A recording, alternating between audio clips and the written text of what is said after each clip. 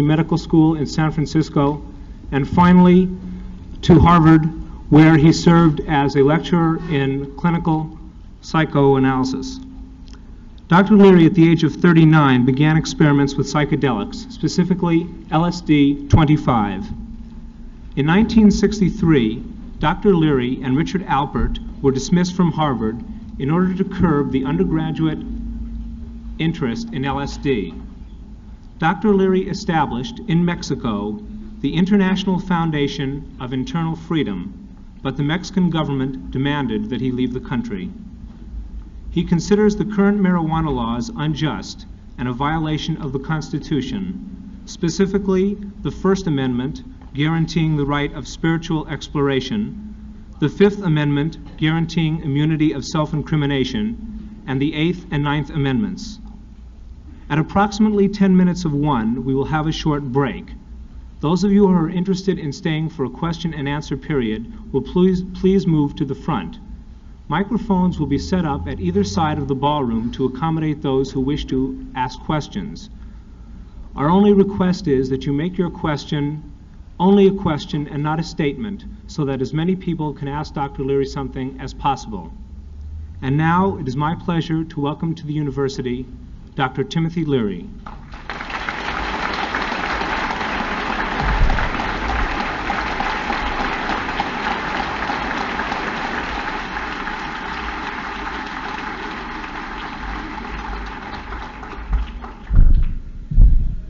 To continue the lecture, also begun in the middle of a sentence, this time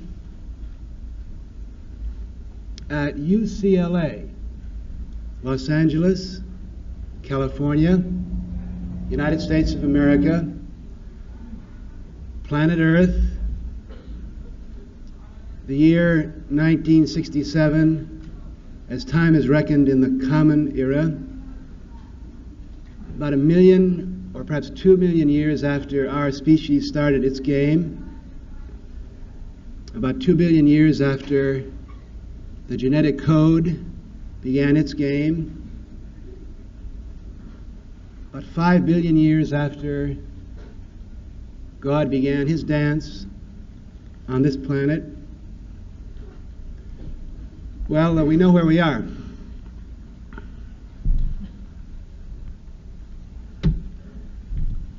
The chemical I'm about to ingest is odorless, tasteless, and colorless. It's addictive.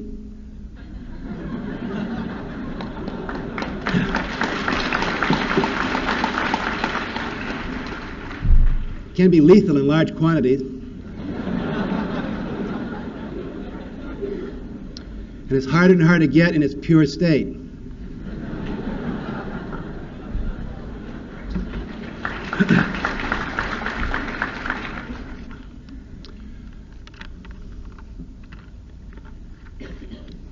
I have 3 things to say to you today.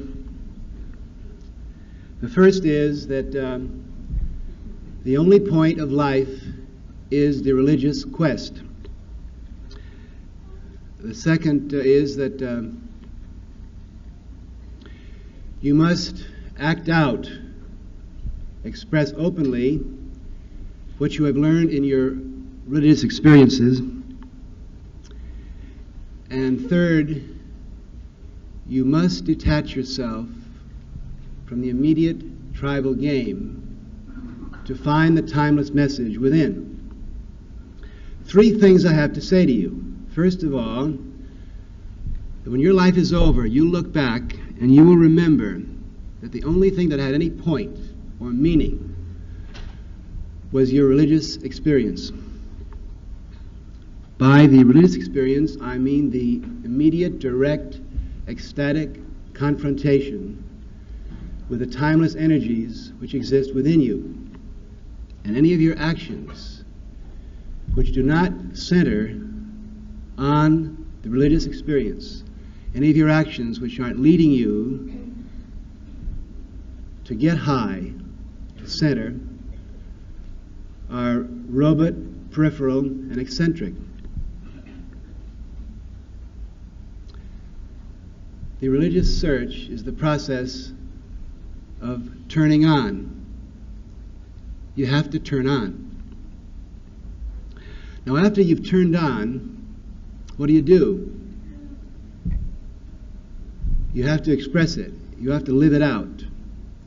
When you've contacted the divine process within, you'll discover to your astonishment that God is not, as you may have been told, a man who lived in the past and died, and whose word is now preserved by such religious institutions as the Reader's Digest, or the phenomena of Christmas cards, nor the philosophy of Ronald Reagan. The divine process, if it's anything, if it can be described, and of course man describes God at his own risk, but if it is to be described, it's closer to music. The divine process is a rhythm. It's a beat, which continually manifesting itself in sequences, over and over again, repetition. The same thing that's dancing in the stars, the same thing that's dancing inside the cells of your body, the same thing that's dancing inside the nucleus of the atom, the same problems of north, south, east, west, black, dark, invader, intrusion, escalation, water purification that we worry about at the political level. It's happening within every cell in your body. Indeed, every cell in your body is an organization of communication, defense, transportation, corruption, cleanliness, much more complicated than the city of New York. God's rhythm is expressed at every level of energy, and it's always sequenced, it's always cycle, it's always doubling back on itself. When you've turned on, you tune in on this beat, and then you have to start dancing, and the rest of your life becomes in tune with the rhythm that you're discovering within. After you turn on, you tune in. And you can't turn on and tune in unless you systematically, gently, aesthetically begin to detach yourself from the immediate tribal game, which is always anthill. And this process of detaching yourself, tuning in, we call drop out. You have to drop out. Now, it may seem eccentric to you that I, a middle-aged man, comes before you and tells you that you have to get religion. I'm a little astonished myself at being here and saying these things. 25 years ago, I was a college undergraduate, meeting as we are today in rooms lit by electricity, listening to graying middle-aged men of the culture stand before us with microphones, essentially to present their philosophy of life, really to defend their point of view, to rationalize what they're doing, and with the implication that perhaps some of you would want to, some of us would want to follow the example of this speaker. Now, 25 years ago, when I was a college undergraduate, there was nowhere listed in the college catalog the courses that one might take to work into the profession which I now belong to. You can look at your college catalog from aeroscience through to xerography and zoology, and you'll find no courses or majors in how to become a full-time searcher after the divine process. And the vocational counselors and the occupational psychologists won't help you either. You won't find my profession listed in the yellow pages of the phone book. Now, it's all taped out for you in the college catalog, beloved robots. Step by step, your life, any profession you want to choose is there, as it was for me. If you want to go into politics, study history, law, political science, and when you graduate, join one of the two parties, and with a little hard work and luck and an Ipana smile,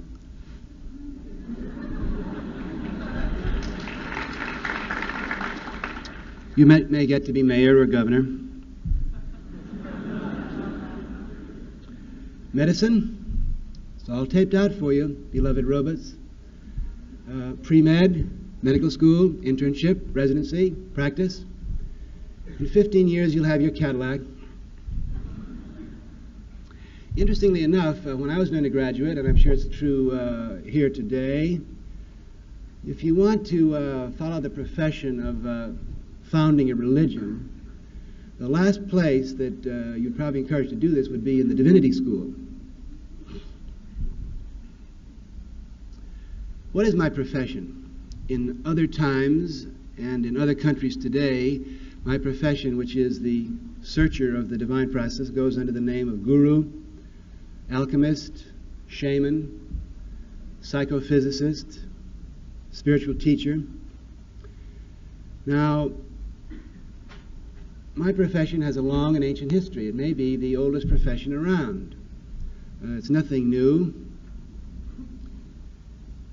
I'm going to mention a few of my predecessors with no implication that I equal them, but just as any young beginner in a profession looks to the textbooks and the men in his field in the past, so I do the same today.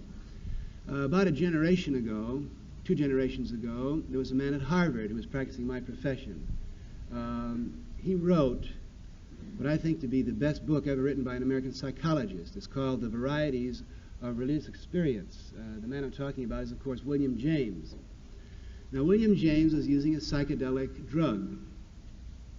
In his chapter on the mystic experience in The Varieties, as a matter of fact, he describes the effect of nitrous oxide, that's laughing gas, in wilder poetry and enthusiasm than we ever used to describe LSD when we were at Harvard. And Professor James at Harvard ran into a little trouble, too. They were saying, do you know that Professor James is running nitrous oxide parties in the Back Bay?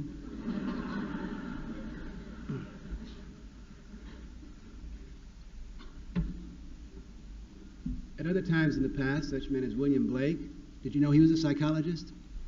Shankaracharya, the great visionaries and mystics of the Catholic and Protestant Church, the Hasidic thread throughout the Jewish religion, the Sufis of Islam, back to the Buddha and Lao Tzu.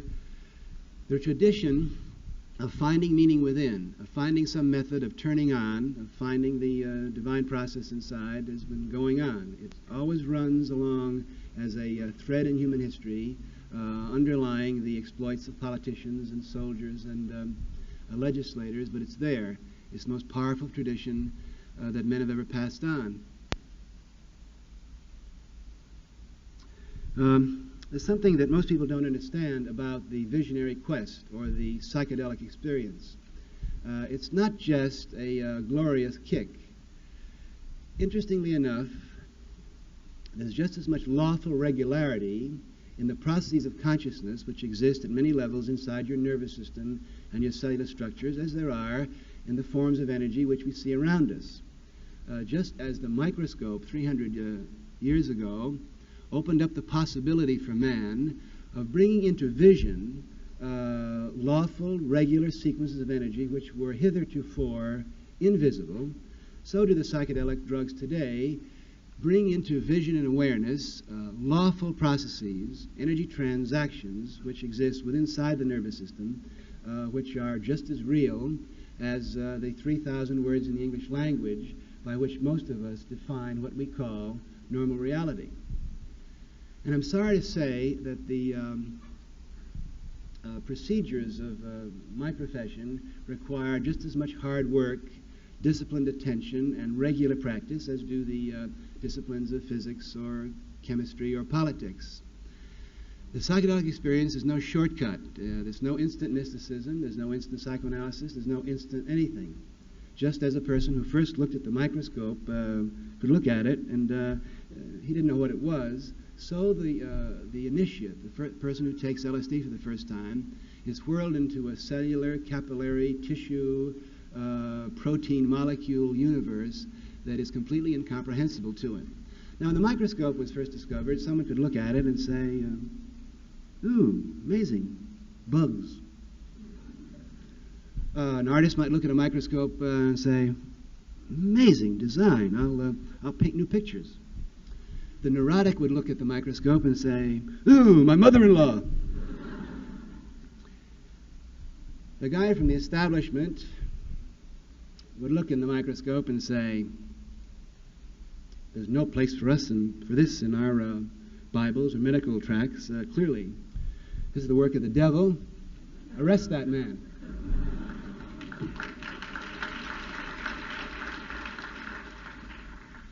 But there's always those few people that look at the microscope and they begin thinking, what is this all about? And they keep looking. They keep looking. They keep looking. They look at a leaf. They look at a snowflake. They look at a raindrop. They look at a drop of blood from a sick person, a drop of blood from a well person.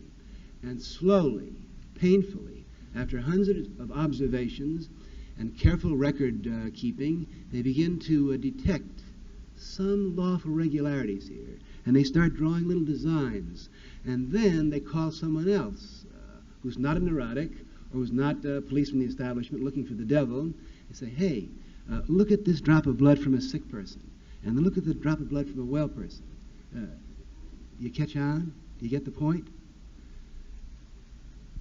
The science of cytology or of microbiology was hard work.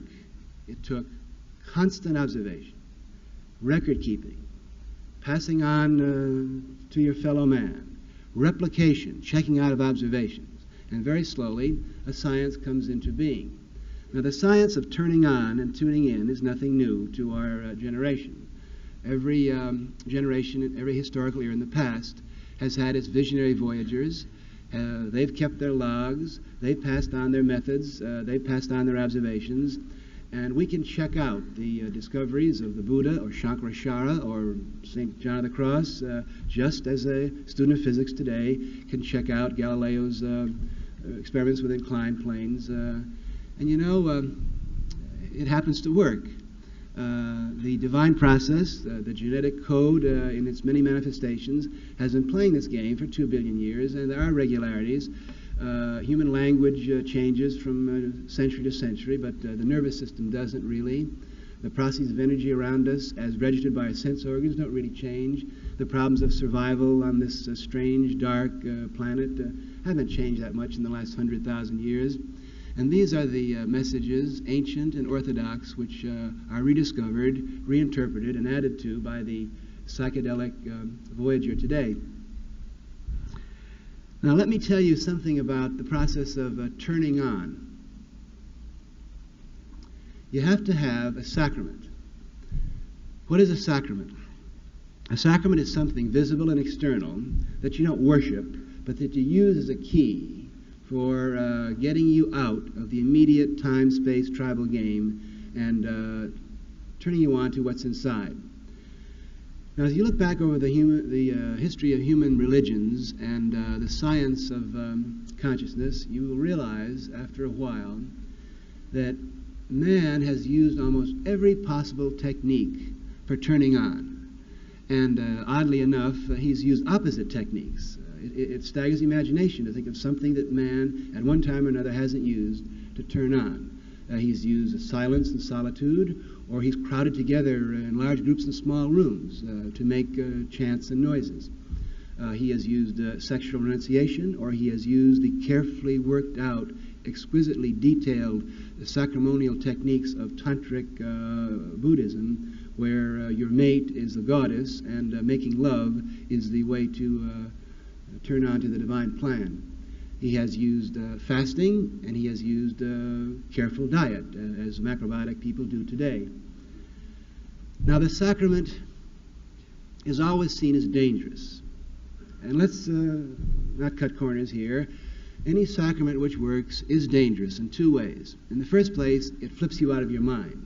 It flips you out of the space-time coordinates of Westwood and 1967. And if it doesn't do that, beloved robots, it's not working. You have to go out of your mind to come to your senses, to use your head, to resurrect your body, and to travel back in the soft time machinery, which is your tissue and cellular apparatus. But the real danger of a sacrament which works is its danger to the current establishment. If the sacrament works, it throws into different perspective the rituals and the orthodoxy and the structure of the time. Now, over and over again, we've seen this operate in human history. The Buddha, 2,500 years ago, tried all the methods. After he dropped out of the palace, he wandered around, he fasted, flagellated himself, studied the Vedas. None of them worked because they'd been made too institutional. He sat down under the tree. You might call his turn-on technique the first sit-in. And he said, I'm going to stay here until I make it.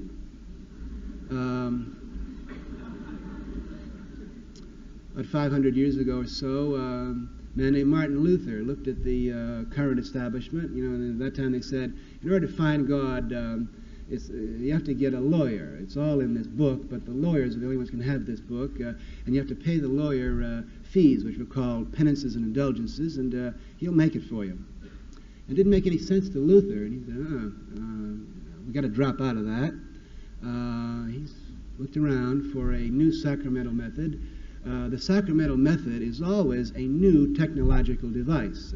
The first time the fellow ran down and got a reed and blew through it to reproduce breathing, or took a skin and put it over a log and reproduced the heartbeat, the pulse of the universe, and he turned him on that way. It's always a new technological device which is seen as unnatural by society. In the case of Martin Luther, the thing that made his religion go was a very dangerous device, the printing press. You see, the printing press really pulled the rug out of the establishment, because the printing press meant that you could print the Bible in large quantities. That meant, you mean, Martin, you're saying that any layman in his house can have this sacred thing, and without the cardinals and the establishment, he can confront God by himself? Yeah, Martin Luther said, that's exactly it. It's you standing there naked with your turn-on instrument, the Bible, and making it. But Martin, if God had intended that man uses an artificial technique like a printing Bible, he would have made man that way.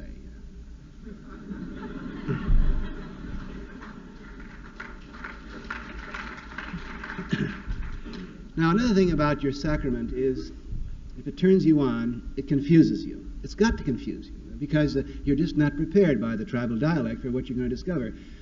Unfortunately, I must announce to you, robots, that God doesn't speak English.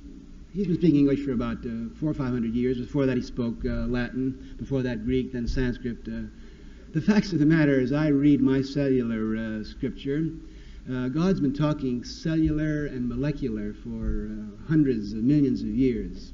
And the biochemical phenomena is the key to deciphering what the divine process hath writ.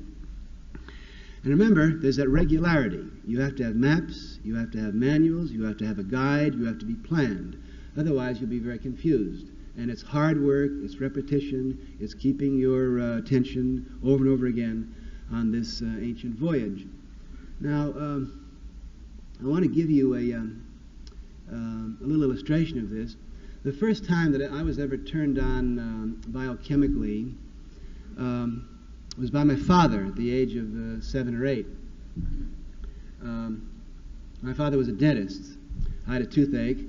I went to his office, and he decided to take it out. And I remember he put that rubber mask over my mouth, and I saw his hand on the dial, and then zoom! I was at another level of consciousness. I don't remember too much about it, except I laughed a lot. I can speculate now as to what I was laughing about. But then I could see his hand on the dial. He took me down, and I left his office and went to school and so forth.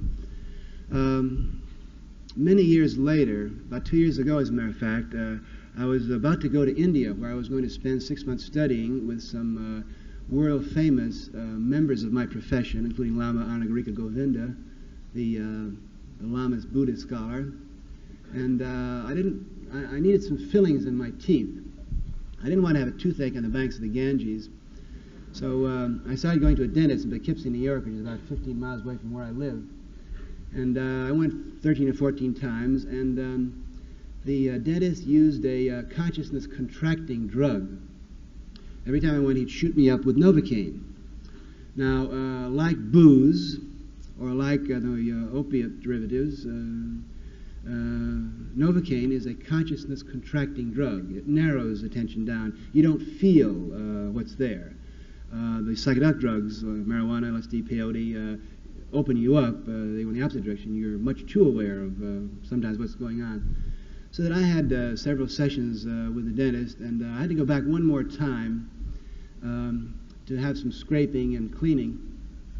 But before I went, Dr. Ralph Metzner, who has worked with us for about 7 years, he's a Harvard psychopharmacologist, had a terrible toothache, and he rushed to the dentist, and it turned out he had a wisdom tooth impacted, and it was a complicated operation, and the dentist used gas.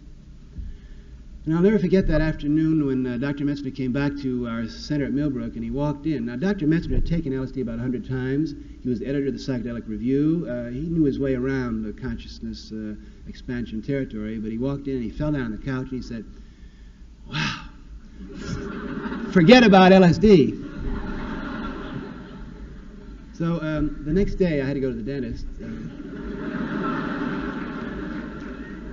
And I sat in the chair, and the dentist said, "Well, we're just going to do a little scraping. I won't use any Novocaine today." I said, "Doctor, how about some gas?" "Yeah, well, don't be silly. They're going to hurt us." "Well, Dr. Metzner got to have gas." So he was humoring me, so he put the rubber mask over my mouth, and I could see his hand had a lot of black hair on it. And he turned the dial, and then rum! I was at another level of consciousness.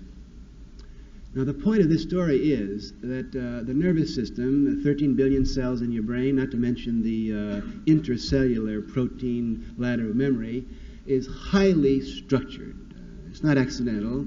There are absolute lawful regularities there. Your nervous system is somewhat of the proportions of the galaxies that surround us. Your normal mind, with its 3,000 labels, everything you think of as normal reality is to the rest of your brain as the planet Earth is to all these galaxies that surround us. And when you take a trip, you are going out of your mind, off this planet, into endless sequence of galactic possibilities, which have their own regularities. So, zoom, in the dentist's office in Poughkeepsie, I went out of my mind, and where did I go? I went right back to the dentist's chair at the age of 7 or 8. And I began to laugh. And I realized that everything that had happened in the ensuing years that I thought was reality was a dream. Because real reality was this particular cluster of neurons in one of these galactic interstellar spaces in my own nervous system. When you're there, that's reality. When you take a psychedelic drug and you're in your soft membrane of your ear, reality is sound waves. If you take LSD and you're into your eye, reality is this thunderous beat of light bounding off objects at the speed of 186,000 miles a second. And these soft flower petal mosaic swamps of millions of rods and cones. So there I was. I was home again, and everything that happened between these 2 dental chair operations was a dream. But what an incredible dream. The detail. I went to high school, and I went to college, and I went to World War, and I got my doctorate. Incredible. The detail. And then I went to Harvard, and I left Harvard.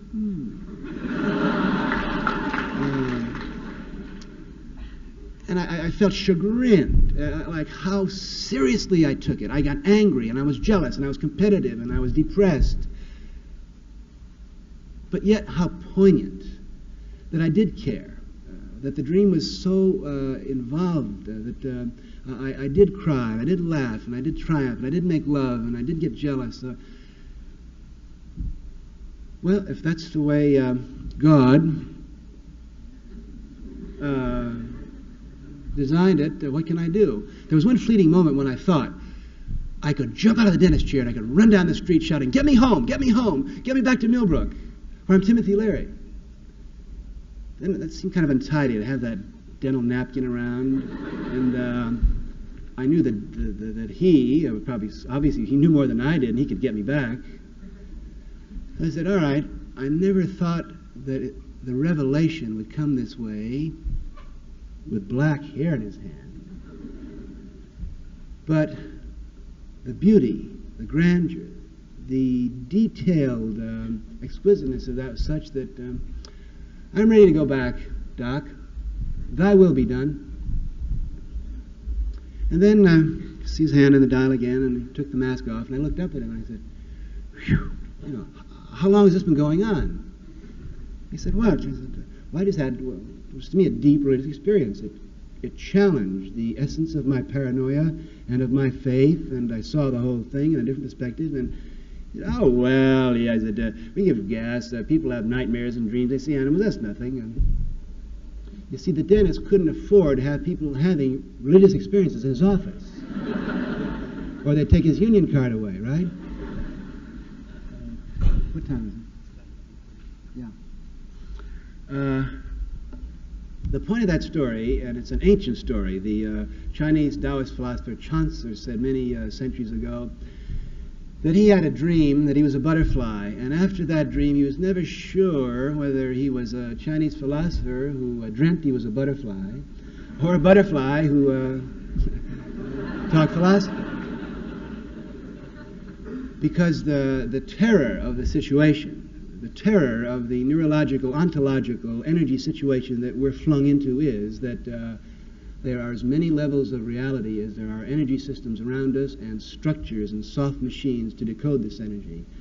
That's both the terror and the glory of the human philosophic or religious situation.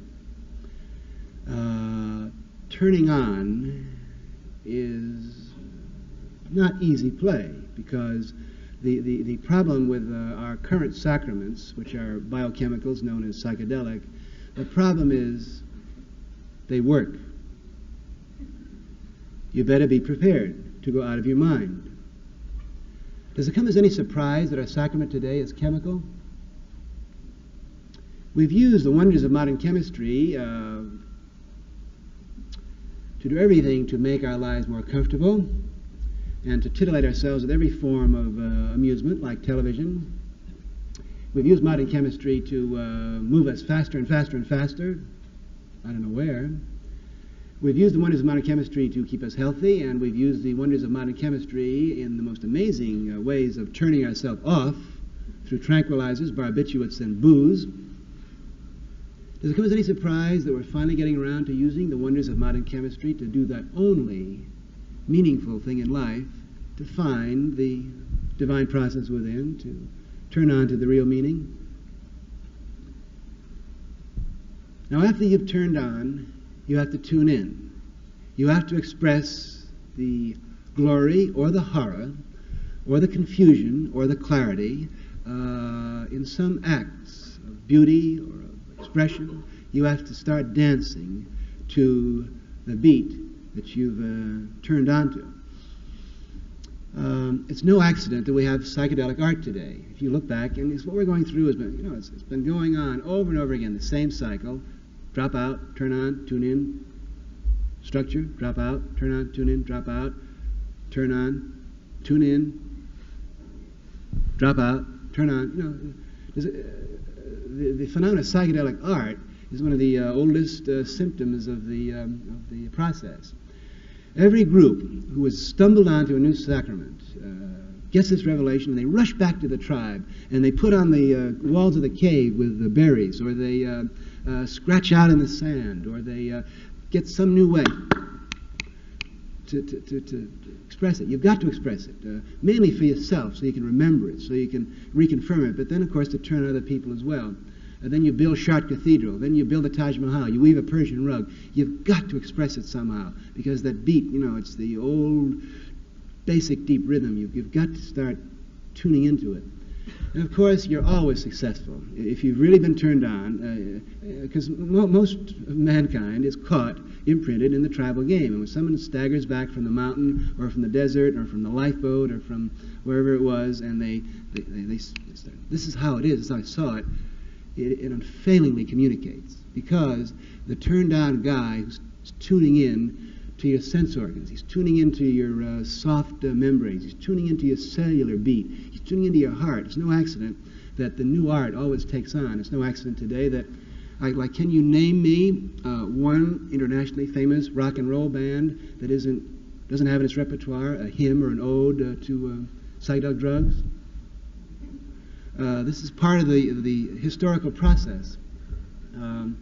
We are here in Los Angeles this week to tune in. We're presenting at Santa Monica Thursday and Saturday night our psychedelic celebration. We're using psychedelic art to reproduce and induce a psychedelic experience, to show what a trip is like. Now we've got ourselves, we turned on, and we're tuning in, and we got ourselves caught.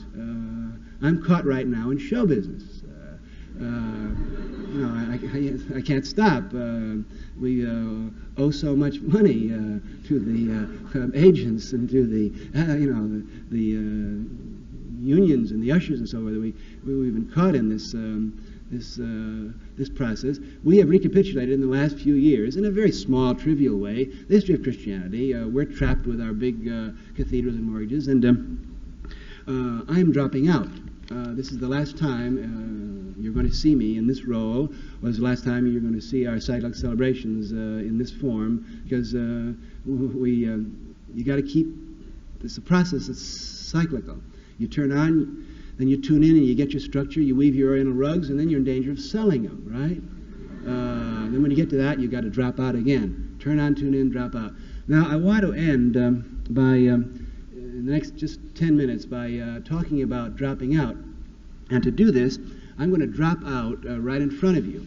I've been talking the professor game, and I have the professor uniform on. Now, you've listened to many people talk to you with microphones and electric lights and with shoes and ties. Let's all drop out of this 20th century game. You know, people have only been talking with microphones and electricity for about 50 years. You know that? Like we think it's the only way to pass on the message. It's not. For thousands of years, for tens of thousands of years, for hundreds of thousands of years, men have been sitting down by candlelight. Would you turn the lights off?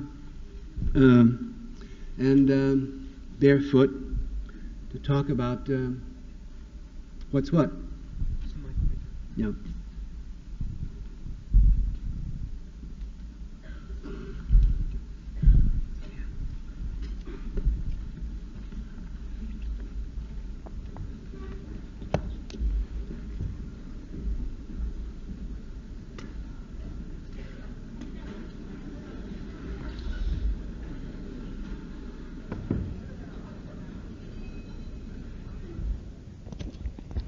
I am taking off my shoes and socks.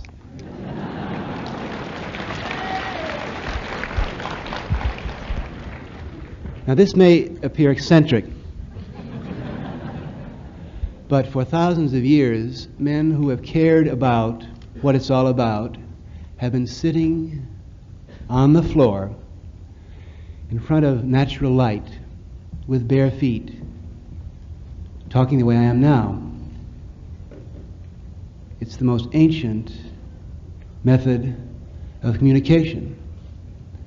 It's sliding a little bit out of the 20th century electric atmosphere. And the message I'm going to pass on is the oldest message of all.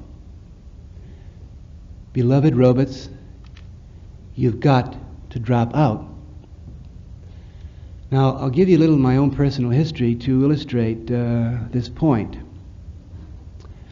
I was born a mutant. I was born perfect. I was born a Buddha. I'm an acid head. I'm a nucleic acid head. I talk to my cells, or I listen to my cells, and my cells tell me that the genetic code inside every cell in my body has been working for 2 billion years on what we might call improved product design. My DNA code is like a Detroit plant design center. And for 2 billion years, my DNA code has been sending out consumer research, what you call RNA, nucleic acid messengers. How's the climate out there? Oh, a glacier's coming? Yeah, let's grow a little more hair in the next one. Oh, it's snowy out there, so they're eating us up, huh? Well, let's change the color this year to white. What is she like this millennium? Blue eyes? Okay, a little more blue in the next design. I was born the DNA code's best answer at the time to the energy system on this planet. I was born a mutant. I was born perfect at the time. And then what happened to me? Well, I fell into the hands of my mother and father. Mom and Dad went to work as quickly and relentlessly as they could to rob me of my Buddhahood and to make me into a good boy. At the age of 5 or 6, my parents did something which my genetic code thinks is quite deplorable. At that tender, susceptible age, they turned me over to some strangers who hung around a primary school pushing addictive drugs. The drugs were tribal symbols, and the drug pushers that hung around those primary schools were my teachers. I wonder if the same thing happened to most of you. You know, each one of you was born perfect. The complete 2 billion year deck of cards was in your hands. You were all born Buddhas. Don't you remember? And what happened? Probably the same thing that happened to me. The tension between the generations, young and old, is the oldest tension in human history, my cells tell me. Is particularly difficult today. At no time in human history are two generations farther apart than the people under 25 and the people over 50.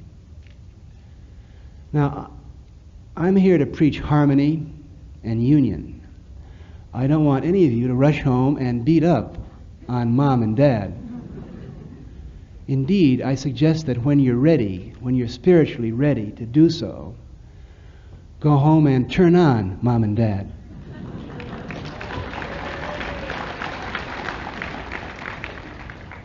Now, I'm quite serious about this.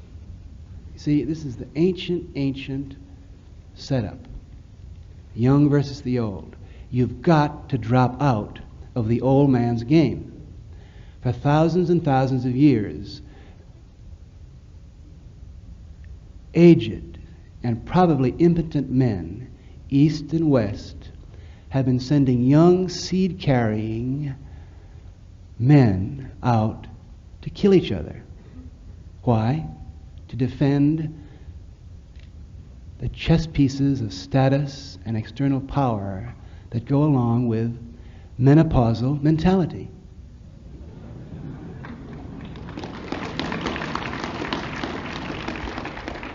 When, you see, we were all born turned on. We were all born completely hooked up to the whole process. 13 billion cells, all radiating in tune with each other and what's going on outside. And we've been robbed, step by step by step, of this internal power. Men seek external power when they've lost the internal power. Men who are sad, sickness, age, death, begin to grab on the outside.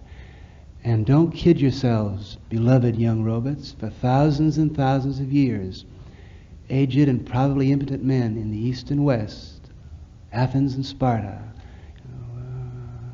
Persia and Athens, France and England, for thousands of years, these aged men have been fingering the lovely long tube of power which has just been given them. It was the spear, it was the sword, it was the long blow, those lovely cylinders of external power. Now, come on. Are you going to fall for this? You've got to drop out. Now, by dropping out, I don't mean any acts of rebellion. Don't vote, don't picket, don't protest, no visible sign, because anything you do in the way of overt political activity is playing the game. It's playing the power game. Dropping out means gently, invisibly, beautifully finding what's inside and expressing it slowly in a cellular fashion around you. Now, there are a lot of misunderstandings about drop out. You say, Timothy, you just can't go in front of high school kids and college kids and tell them to drop out of school. Beloved robots, I've got to. Are you under any illusions about the fact that UCLA is sponsored by taxes paid by menopausal people to make you like them?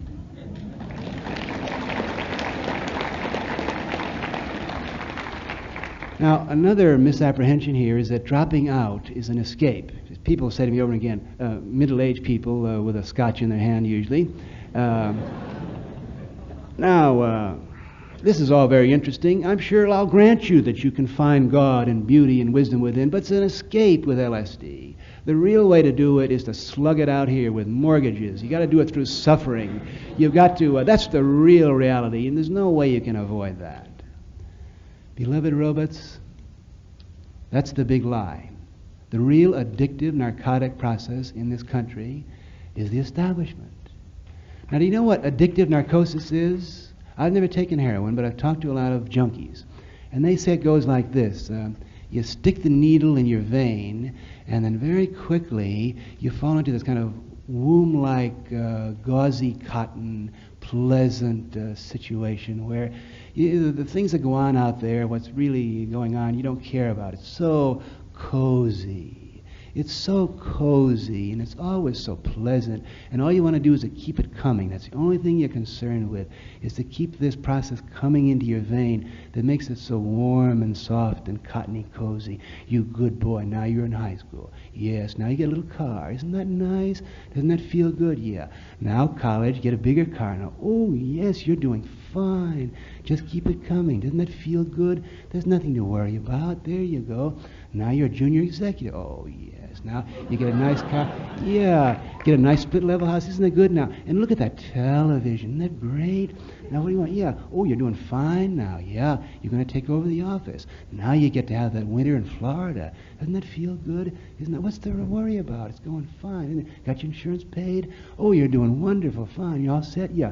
Now we got the senior citizens house. Isn't that beautiful? Wonderful color television. There you go. Wasn't that easy?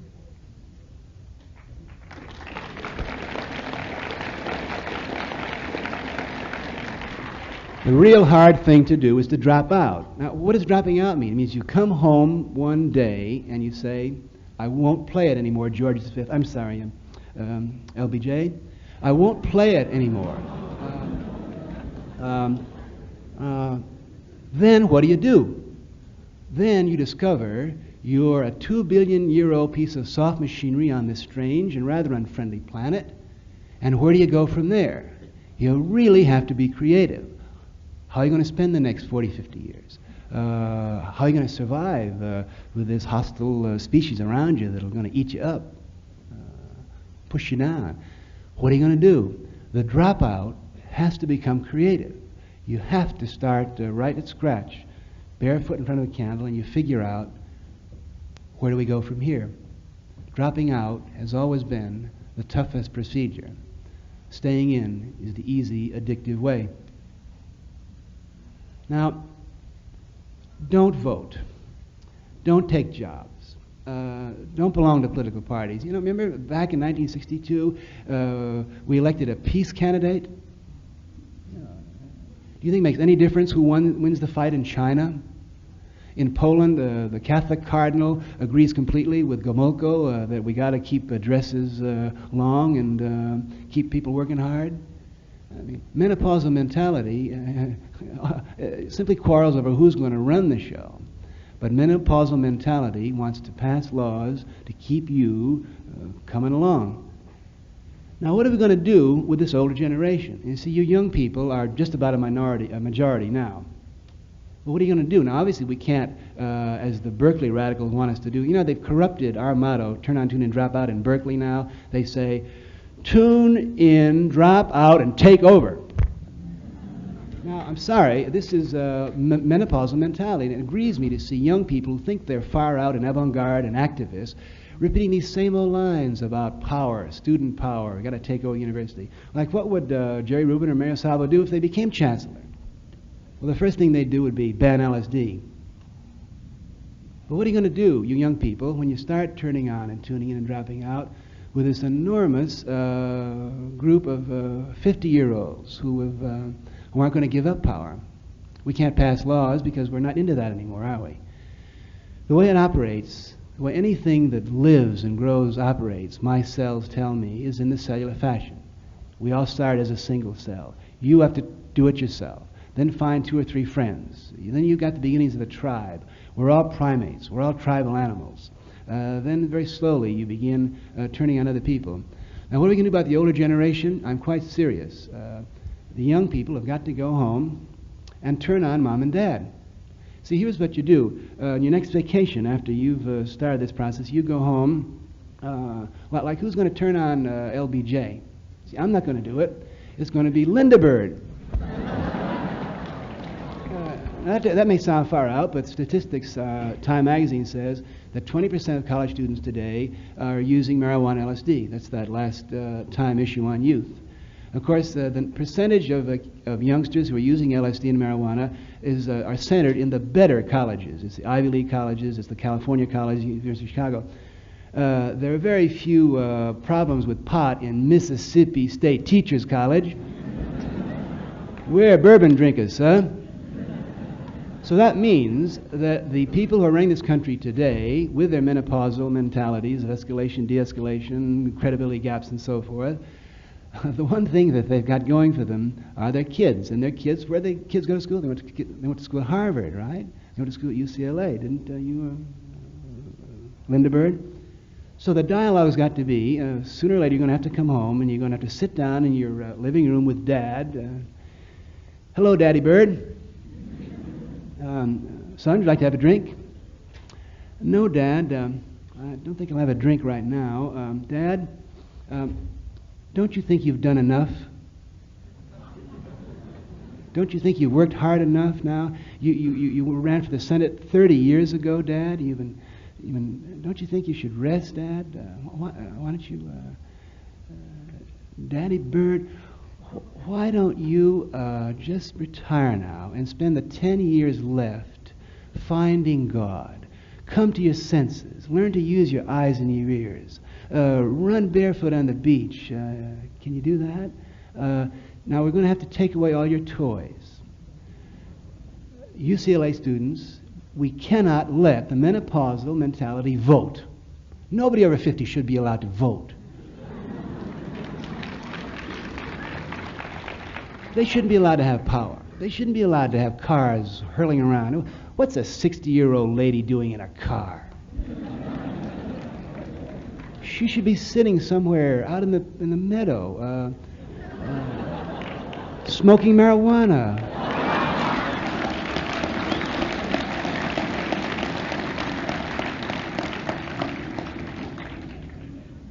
Now, as you've got to start your own religions. You've got to get a few friends together and figure out what life is all about and write down your little chart. In the state of New York, to start a new religion, it takes 6 people, $100, and a lawyer. $100 is for the lawyer.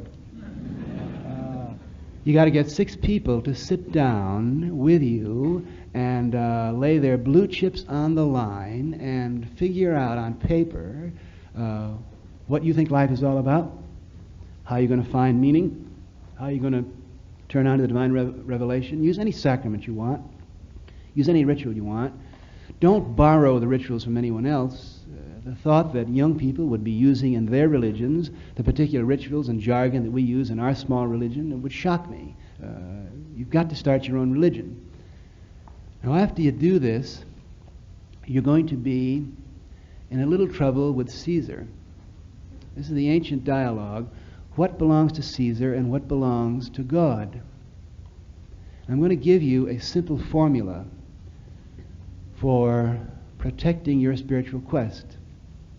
Anything that moves out there on the highways, the waterways, the airwaves, the automobiles, the airplanes, the banks, the weapons, the land, anything out there, that belongs to Caesar. He's controlling that with guns. If you don't like the particular Caesar, vote him out of office or throw him out of office. That's been done for years. But has nothing to do with the real spiritual meaning of life, which takes place inside the kingdom of heaven. Now, where is the kingdom of heaven? The kingdom of heaven is your body. The gates to Eden are your sense organs, and the boundaries of heaven is your skin. You remember what the man said? Seek ye the kingdom of heaven, it's within you. Now, he didn't mean that metaphorically. Beloved brothers, he meant that literally. Within you, inside your body, is the kingdom of heaven. No one has the right to tell you what you do inside your own body. Why? Because inside your own body, you are God. Inside my body, I'm God. I can change the levels. I can change the climate. I can change the whole procedures only inside my body. Now, because I'm doing this and I'm God within inside my own body, that gives me no right to rush out on the freeway and stop the cars and say, I'm the new Messiah, folks. Because the freeway belongs to Caesar. And my divinity ends exactly where it begins, at the ends of my sense organs and my skin. Now, what touches the delicate flowers of my eyes, or what vibrates against my eardrum and filters through the soft liquid-filled canals of my ear? Who and what touches my skin is God's business, mine. What I introduce in my body, sexually or chemically, is my business and nobody else's.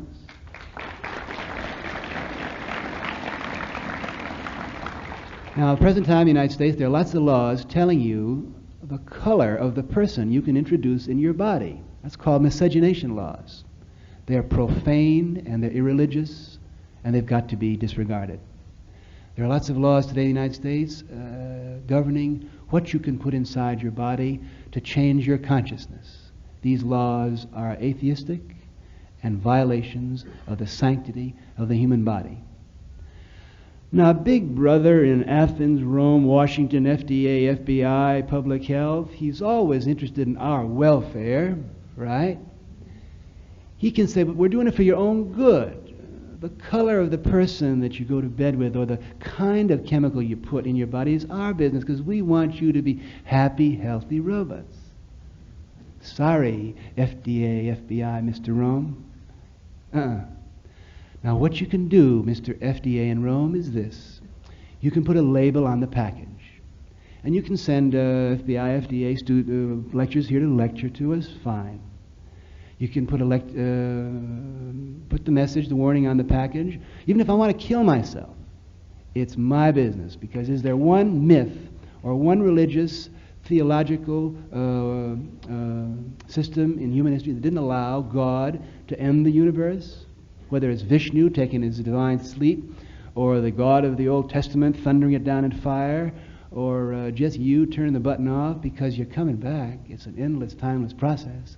Don't worry about that. If I want to kill myself quickly through cyanide or slowly through Camel cigarettes, it's my business. Now, Mr. Big Brother in Washington, Rome can put the label on the package. He can say, warning, cigarette smoking causes lung cancer. Okay? He can put, warning, cyanide causes death through stomachache. He can put, warning, LSD causes death, rebirth. But warning, marijuana brings you to your senses. No.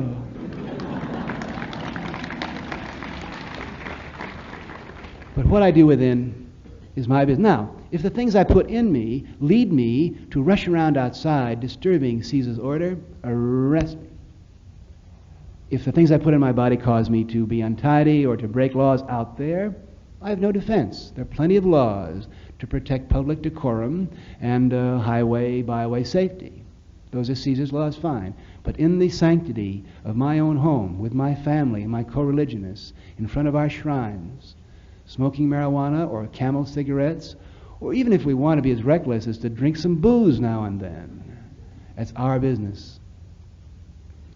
Now, one final word of warning. As you turn on, tune in, and drop out, you're going to discover that you're a mutant, that you're perfect, that you're God, because you are. But be careful. If you rush home and say, well, Daddy Bird, I'm God, your father's going to say, Mother, come here. He said, yes, call the doctor. Yes, he said, he's come home from UCLA and he says he's God. You're likely to end up in a psychiatrist's office or worse if you go around announcing your 2 billion-year-old divinity, which is an ironic commentary on the atheism and external addiction of our culture. At other times, and indeed in most places in the world today, like India in the East, if a man comes down to the marketplace and comes home and says, hey, I'm God, you know, his family says, well, I'm glad you caught on. He always was a slow learner. Matter of fact, the standard form of greeting in India today is this. Namaste. Namaste. I salute the God within you. And then walk down in the middle of a sentence to the next lecture.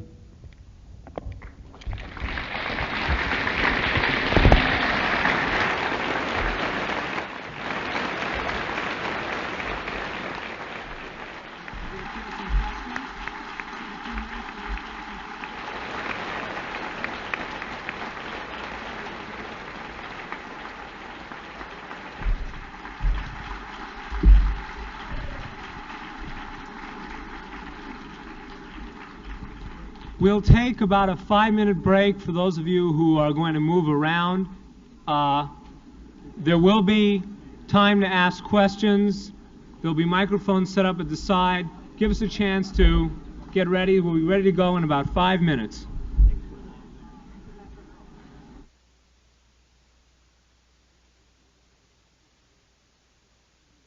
When people say to me LSD is artificial, does he mean a 100 million-year-old drug is artificial? When they say LSD is an escape, when they say LSD is a crutch, I'm being taken into their chessboard of concepts in which psychological crutch seems to be a meaningful concept, which it isn't to me. So I'm trying to put myself on the chessboard of someone who has this piece which says LSD can be a psychological crutch. And then I have to ask, well, what do you mean by psychological crutch? What is not a psychological crutch? Is a study at UCLA a psychological crutch? Is our book psychological crutch?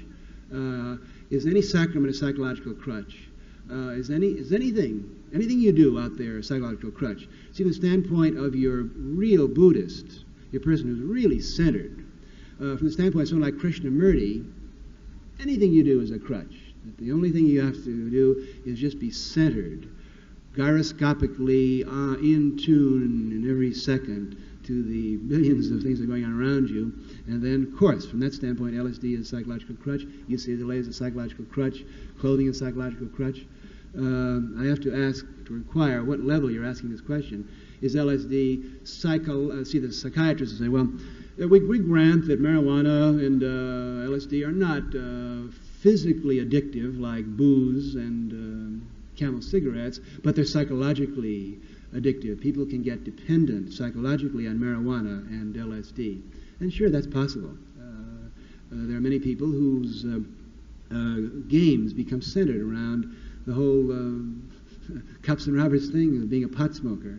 Or we already have, as every religion has, LSD one-upmanship.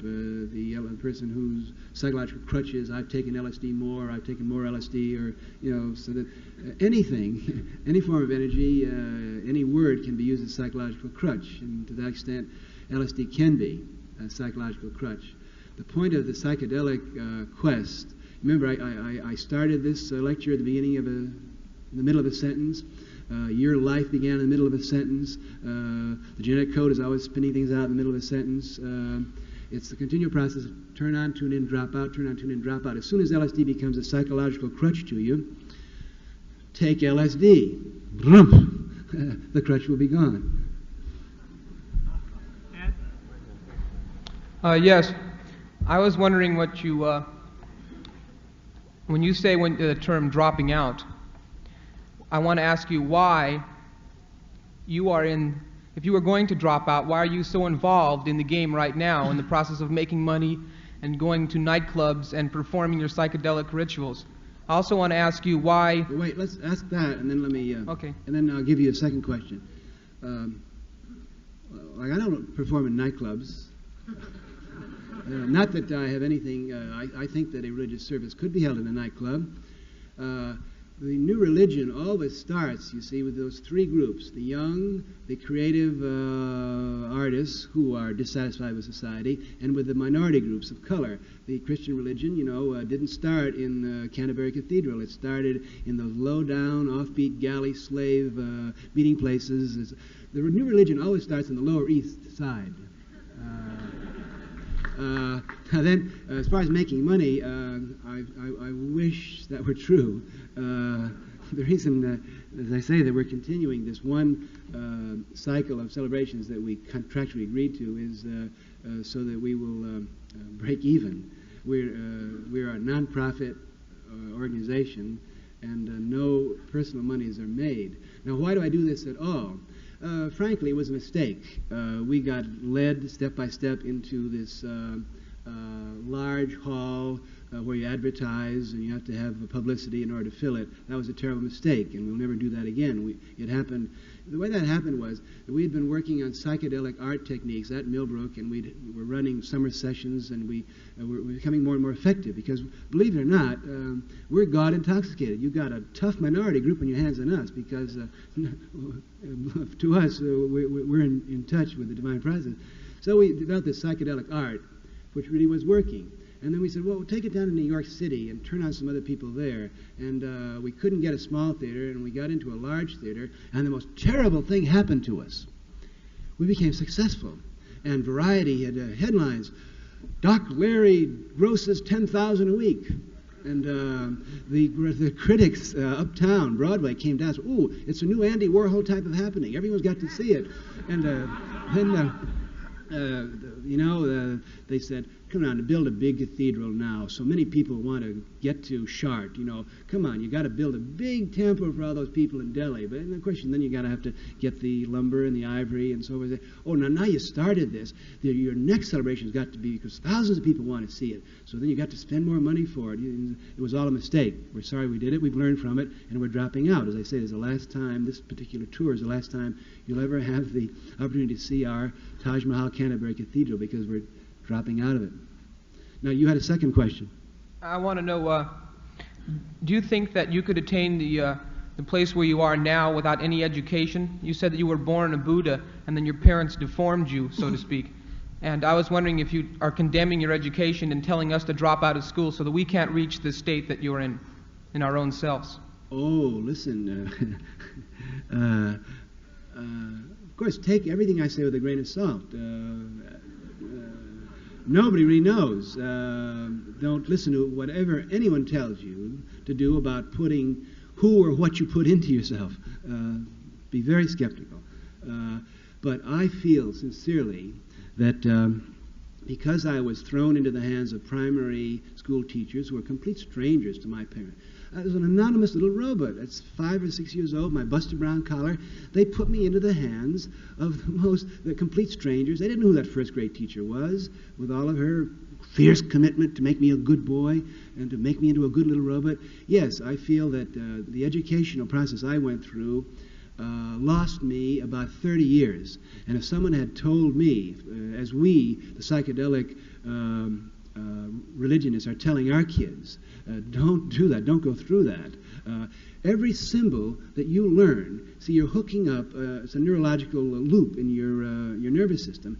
Every symbol is a weight, and every one of these symbolic connections, red, white, blue, 2 times 2 is 4, you think that's great, but you're also, these become heavy molasses, conditioned reflex chess pieces. It's very hard to break out of 2 times 2 is 4, red, white, and joy. Ooh, joy, no, red, white, and blue. Be very careful. Be very, very careful of what symbol connections you put in your nervous system, because your teachers literally are training you to be symbol junkies. Every time we teach our kids anything, we teach them the way out of the symbol. Don't ever teach anyone a symbol that you don't have the antidote for. And I must sincerely answer your question. Yes, I regret very well, it's my karma, but our kids are taught what I'm telling you. At our center at Millbrook and in our religion, which numbers about 360 people, we can't let it go beyond 360 because it's a nice round number. And how can you possibly have a religion of more than 300 or 400 people? How can you possibly turn on and share the divine process with more than 300 or 400 people? So how can you possibly have in your religion more than that? But the people in our religion have children. We have 15 children that live at Millbrook right now. Every one of those kids over the age of 6 has had a psychedelic drug experience and is taking psychedelic drugs as regularly as Catholic children go to confession and communion. These kids are being taught what we believe, that education is a narcotic addictive process which will make an ant-hill robot out of you. And we may be wrong. Take what I'm saying with great skepticism, but we are living consistently by what we have learned in our psychedelic experiences. We're passing it on to our kids, and our kids at 7, 8, and 9 are making discoveries about the nature of reality that it took Western civilization about 2,000 years, Immanuel Kant, to work out. And we may be wrong. We're a social experiment, as any new tribe is, as any little band of mutants are. And that's how we see ourselves, living in a feudal society where we pay feudal dues to Baron Rockefeller of New York and to the king in Washington. We're living by our wits, as tribes have always done in feudal societies. We're an experiment. We may be all eccentric. Don't follow our method, but listen to us and watch, because we think we're in tune with the basic tribal, primate, cellular beat tempo of God, and we may have a way of life going that may save us all from becoming a planetary, air-conditioned, free-weighed, blonde, tanned, crew-cut race of robots.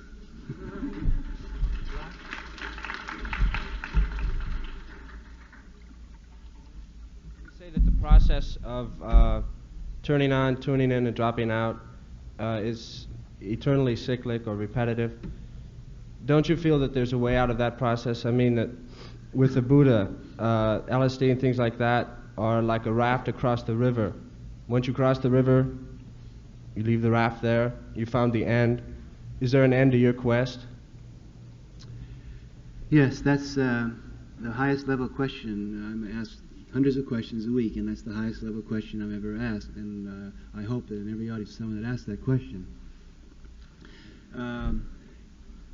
See, what he's raising, all these problems, we're beginning just to realize our problems were being studied 4,000 years ago by the wisest race of men that we have any history of. These are the Vedantic Veda philosophers in India 4,000 years ago. They were studying reality and what's life about at a higher level than the West has ever reached.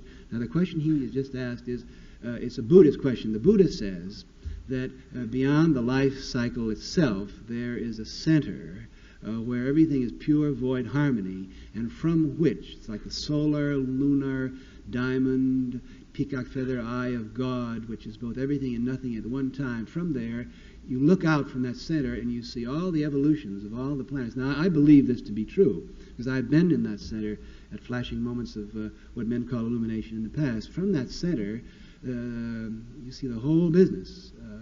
Now, at that point, you don't need LSD, you don't need words, you don't need anything. My spiritual searchings have not carried me to that higher level. I hope that see, I'm going to drop out and I'm going to go to the East in about 6 months, and you're not going to hear from me or see me around for at least a year. And I hope during this year that I will learn things by taking LSD once a week and reading no book that is less than 1,000 years old.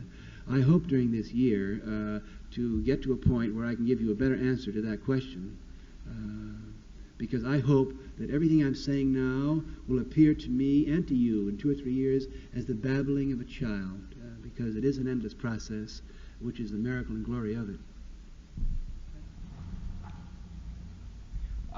My question is directed to the following problem. What is illusion and what is reality? Now, some have argued that we simply can't get behind our thought models because our thought models are determined by our physiology. Now, do you feel that by, for instance, dropping acid, one can transcend one's own physiology?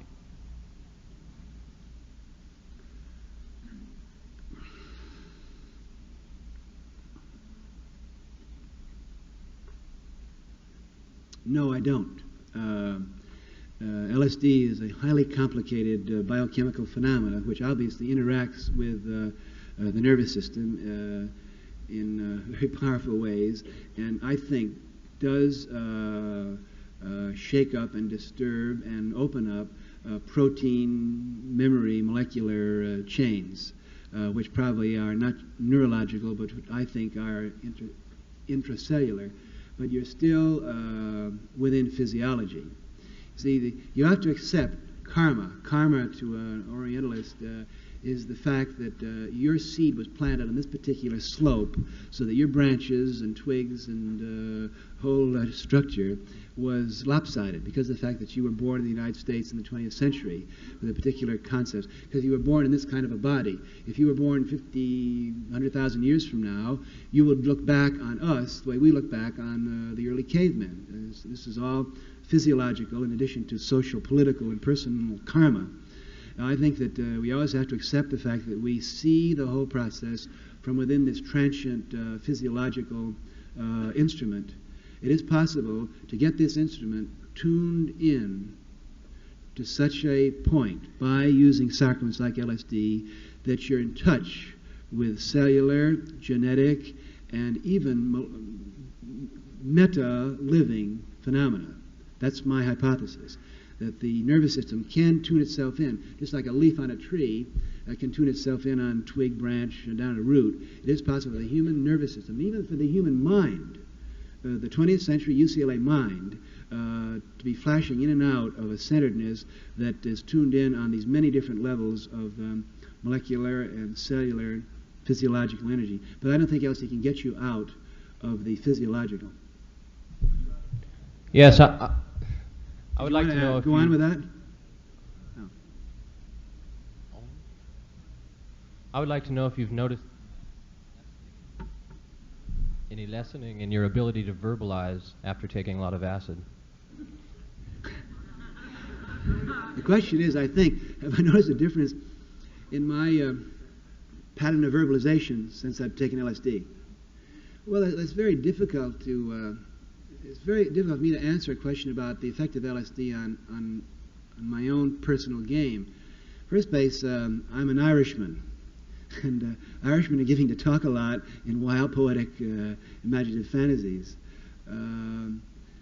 Also, I'm talking about farther out things, and when I talk to an audience today, I'm aware of the fact that I'm just not trying to talk to two levels of consciousness, symbol awareness, as I used to when I was a professor, and to keep you from slipping into another level of consciousness, stupor. I'm talking to audiences now in which maybe 50 of you are at a higher level of consciousness right now than I am. Any of you who've had a martini to drink today are at a lower level, but maybe some of you smoke marijuana today, in which case you're aware of a lot of things that I'm not aware of around us or in the tenor of my voice and so forth. So I am talking in a much more incoherent way. Many people say, I would say whiskey drinking reporters often say of my talking that I'm incoherent. And I agree, because I'm talking in circles. I'm talking in cycles. I'm talking at many different levels. And in the McLuhan sense, I don't use subject, predicate, paragraphs. Now we turn the page and go to the next logical sequence. If you ever talk personally to Marshall McLuhan, he's a fascinating talker, in addition to being a Celt. He starts talking, and he gets right off the page and off the line, and he's talking, and it sounds like prose that should be written, but he's just stringing these pearl beads of words around, which, look, come on, Marshall, be logical. You're supposed to think of subject, predicate, paragraph, period, change the thought. Life isn't that way. So I think I am more incoherent, but I also think I'm much more creative, according to my own chessboard, than I was before I took psychedelic chemicals. Dr. Leary, implied in my last question was an underlying question. That is, all right, since man can't transcend his physiology by dropping acid, then how does one know, for instance, if a particular vision or a particular experience, say, isn't merely just an illusion that we need to see? An illusion what? An illusion that we need to see. Pardon me? You mean the LSD religion? Well, not only the LSD religion, but other things perhaps that one might experience through dropping acid, not necessarily religious things. But assuming that our physiology does determine our thought models, how is it possible to know if that isn't merely another form of illusion rather than reality? Well, in the first place, I don't go along with the terms illusion, reality. I think everything is real. I think Webster's dictionary is real, and all the words in Webster's dictionary are real. They're little wiggles of black on white. They may not have no connection with any other level of reality.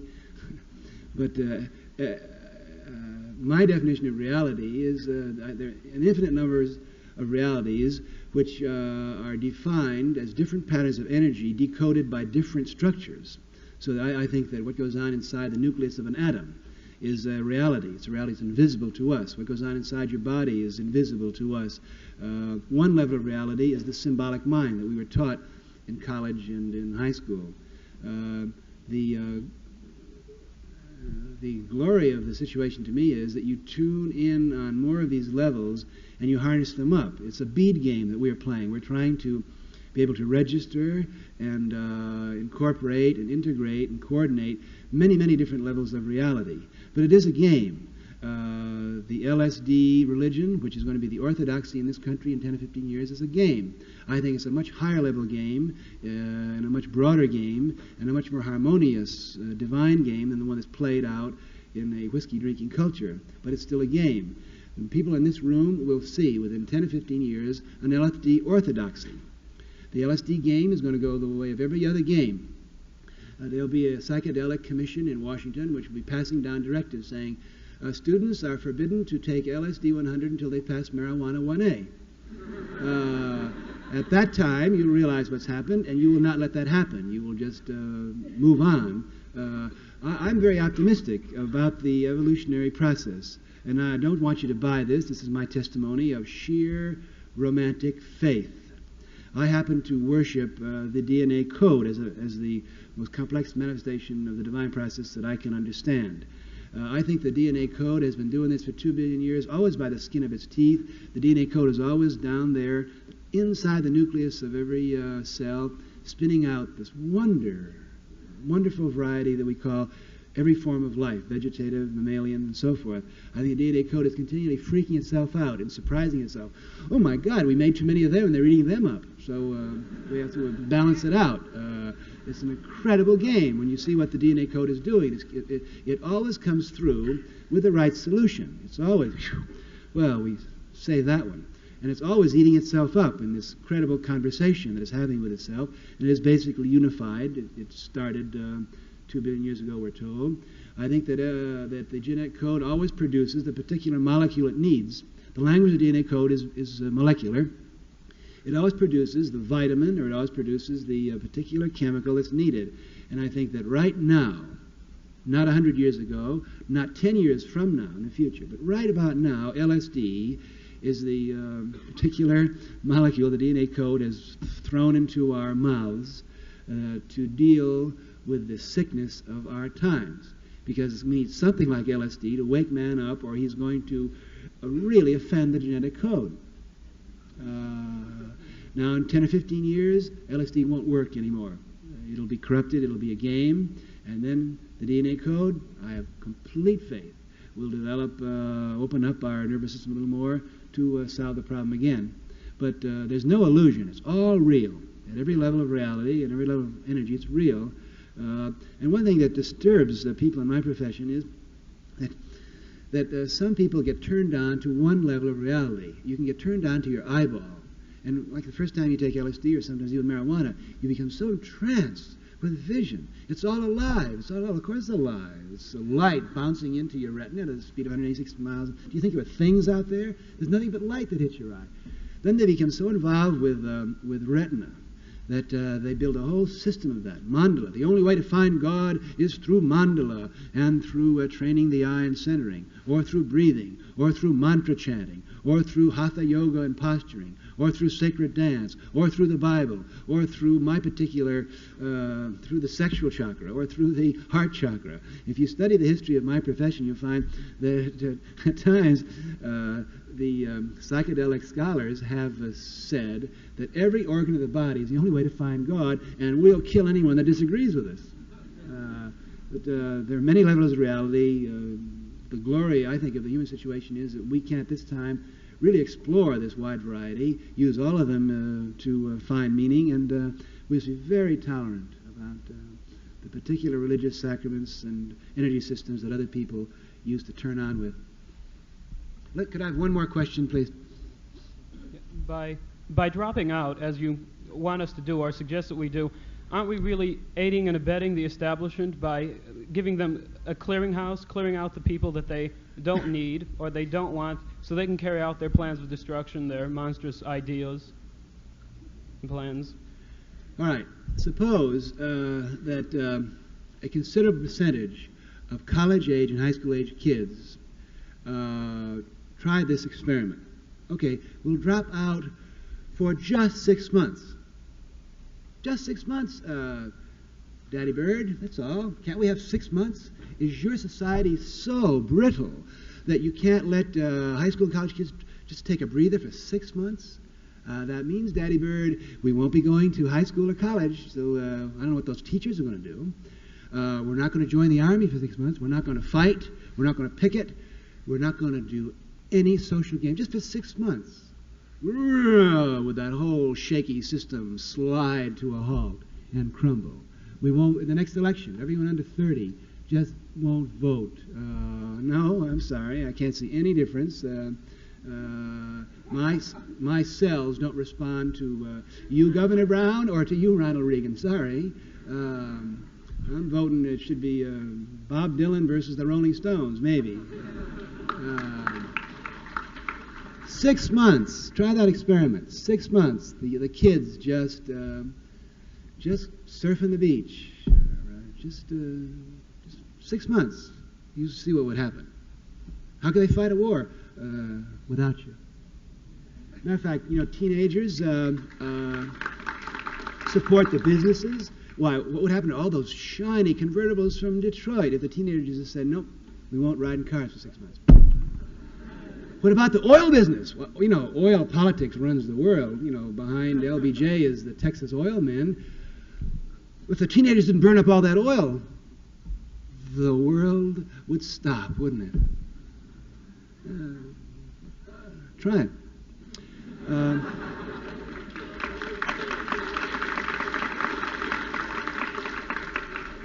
Turn on, tune in, drop out, turn on, tune in, drop out, turn on, tune in, drop out.